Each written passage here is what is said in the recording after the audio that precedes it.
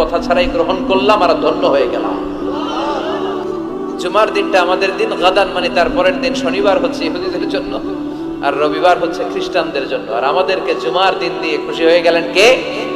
আবার বিশ্বনবী বললেন জুমার দিনটা এমন দিন, এই দিনে আল্লাহর পক্ষ থেকে বিশেষ ফেরেশতারা মসজিদের সবগুলো দরজার মধ্যে দাঁড়িয়ে যায় এবং জুমার নামাজের আগ দিয়ে খতিব সাহেব আসার আগ পর্যন্ত লিখতে বসে যায়।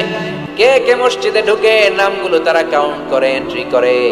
সর্বপ্রথম জুমার সালাত আদায়ের জন্য যে মসজিদে ঢুকে আল্লাহর রাস্তায় উট কুরবানি করলে যেই সওয়াব, ওই ব্যক্তির আমলনামায় আল্লাহ ওই সওয়াব দান করে দেয়।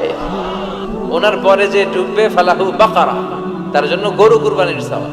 3 নম্বরে যে ঢুকবে ফালাহুল কাবশা, তার জন্য ছাগল কুরবানির সওয়াব।